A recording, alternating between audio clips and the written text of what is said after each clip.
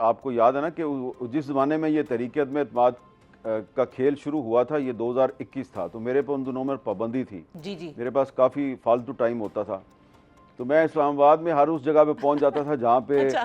कोई इस तरह की साजिश हो रही होती थी, और रात को लेट नाइट तक मैं उनके साथ बैठता था। तो ऐसी ही एक महफ़िल थी जिसमें कि शहबाज शरीफ साहब थे, बिलावल साहब थे, और इसके अलावा JUI के कुछ लोग थे। और मैं आपको ये भी बता देता हूँ कि उस वक्त शेख रुहेल असगर साहब जो हैं वो मुस्लिम लीग नून के MNA थे, तो उन्होंने एक खाने पे बुलाया हुआ था सबको, वहाँ पे उन्होंने मुझे भी बुला लिया। अच्छा। तो अब वो MNA नहीं है। तो वहाँ पर मैंने इन सब से पूछा था, ये मैंने खुद पूछा था शहबाज शरीफ साहब से, बिलावल साहब से, और गफूर हैदरी साहब थे वहाँ पे। मैंने इन तीनों से पूछा था कि आप इकट्ठे हैं सारे, और भी लोगों को आप ला रहे हैं, तो आप ये नहीं समझते कि अगर आप इमरान खान को तहरीक-ए-अदम-ए-इत्तेमाद के ज़रिए हटाएंगे तो वो इस वक्त बहुत अनपॉपुलर है, तो वो एक हीरो बन जाएगा? तो इन सब का ये ख्याल था कि उन्होंने मुल्क तबाह कर दिया है, मुल्क बचाने के लिए इमरान खान को हटाना बड़ा ज़रूरी है।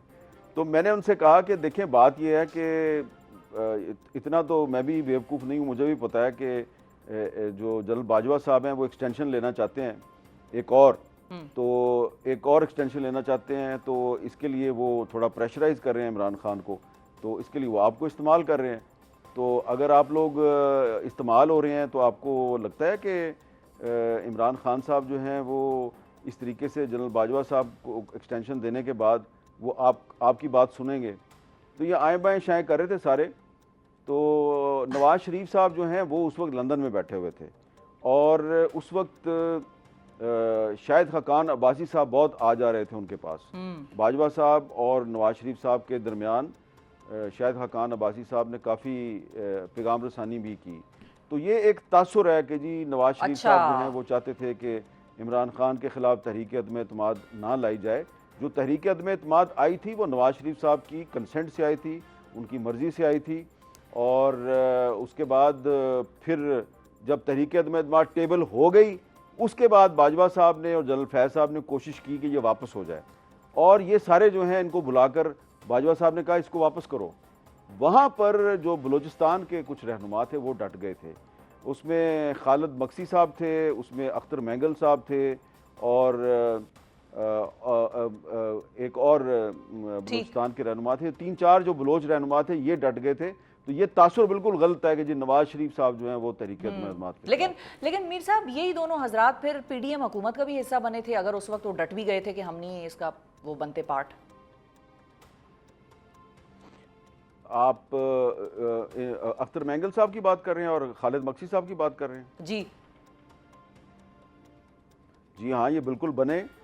खालिद मक्सी साहब जो है उन्होंने तो जनरल बाजवा को यहाँ तक कहा था उस मीटिंग में कि बाजवा साहब, मैंने तो अभी 24 घंटे पहले जो है बाप पार्टी जो है उसकी तरफ से प्रेस कॉन्फ्रेंस का ऐलान किया और मैंने इनकी हमायत की है। तो अब आप कह रहे हैं जी कि तहरीक-ए-अदम-ए-इत्तेमाद वापस लो और इमरान खान शुड कंटिन्यू, तो ये तो फिर आप इस तरह करें, फिर आप मार्शल लगा दें इस मुल्क में, अगर आपने इस तरह ही करना है। तो ये देखिए ज़रा, बाप पार्टी जिसके बारे में कहा जाता था कि वो बिल्कुल इस्टेब्लिशमेंट की जेब में थी, उसके रहनुमा खालिद मक्सी साहब ने इनकार कर दिया। बाद में अख्तर मैंगल साहब PDM में शामिल हुए, लेकिन फिर उनके इख्तलाफात हो गए, क्योंकि वो उनके इख्तलाफात इमरान खान से भी हुए थे। वो इमरान खान के साथ भी एक पॉइंट पर उनके साथ गए थे कि आप लापता अफराद का मसला हल करें।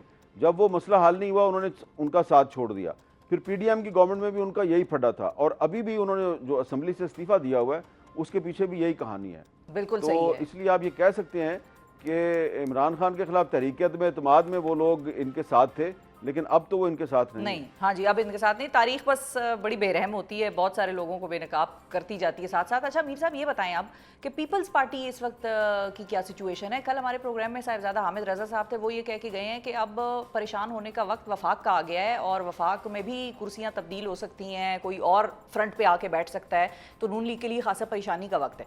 और साथ ही खबर ये भी उड़ी हुई है कि पीपल्स पार्टी जो है वो बाकायदा तौर पर कैबिनेट में शायद शामिल होने की हवाले से बाज़गश्त भी चल रही है, बातचीत हो रही है, सोच विचार हो रहा है। आपकी इस हवाले से क्या इतलात हैं? पीपल्स पार्टी अभी कहाँ खड़ी है, क्या हो रहा है? वज़ीर आज़म शहबाज शरीफ साहब कोशिश कर रहे हैं काफ़ी अरसे से पीपल्स पार्टी को कन्विंस करने की कोशिश कर रहे हैं कि आप फेडरल गवर्नमेंट का हिस्सा बन जाएं, क्योंकि अभी पीपल्स पार्टी जो है ना वो सिर्फ कॉन्स्टिट्यूशनल पोजीशंस लेके बैठी हुई है। प्रेसिडेंट ऑफ पाकिस्तान का ओहदा है और 2 सूबों की उनके पास गवर्नरशिप है, तो इन ओहदों पे वो बैठे हुए हैं। तो लेकिन शहबाज शरीफ साहब चाहते हैं कि वो कैबिनेट में भी शामिल हो जाए। उसके लिए उन्होंने उनको 5-6 बड़ी अहम वजारतें भी ऑफर की हैं।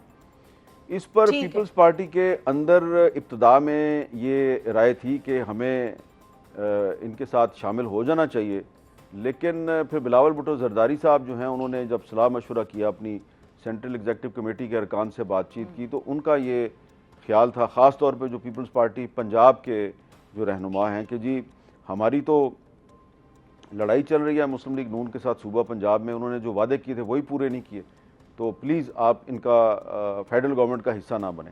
तो बिलावल भुट्टो जरदारी साहब ने अभी 2 दिन पहले भी ये कन्वे किया है कि हम फिलहाल फेडरल गवर्नमेंट में शामिल नहीं होना चाहते। इसकी एक देखें सीधी सी वजह भी है। इसकी एक वजह ये है कि ठीक है, वो वजह यह है कि ठीक है, सुप्रीम कोर्ट ऑफ पाकिस्तान ने मखसूस नशस्तों पे एक ऐसा फैसला दिया है जिससे कि मुस्लिम लीग नून को बहुत ज़्यादा फ़ायदा हुआ है, उसकी सीटों की तादाद बढ़ गई है। लेकिन इसके बावजूद ये हुकूमत इतनी अनपॉपुलर है कि पीपल्स पार्टी जो कि इनकी इत्तेहादी है, वो उस पार्टी के वोटों से ये हुकूमत खड़ी है। उसके बावजूद पीपल्स पार्टी इस हुकूमत की काबीना में शामिल होने से गुरेज कर रही है और मुसलसल गुरेज किए जा रही है।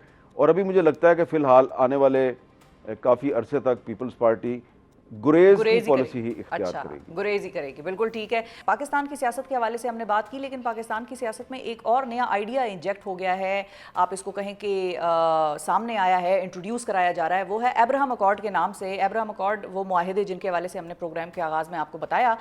मीर साहब ये बताइए कि ये अब्राहम अकॉर्ड जो है, इसको तस्लीम करने के हवाले से ख्वाजा आसिफ साहब, राना सनाउल्लाह साहब के जो अचानक तवातर के साथ बयानात सामने आ रहे हैं, इस पर ज़रा अगर हम बात कर लें, क्या वाकई पाकिस्तान को इस हवाले से प्रेशर आ रहा है? पाकिस्तान से ये तकाजा किया जा रहा है कि आप अब्राहम अकॉर्ड को मान लें, इन्हें पर गौर करें, और मतलब कहाँ से प्रेशर आ रहा है, क्या इसका सिलसिला चल रहा है, ये इसके हवाले से आपकी क्या खबरें? देखिए, ये अब्राहम अकॉर्ड जो है ना, ये उस वक्त ये बात शुरू हुई थी जब ट्रंप साहब का पहला दौरे सदारत था, जब पहली दफ़ा वो अमेरिका के सदर थे। तो उस ज़माने में ये बातचीत शुरू हुई थी।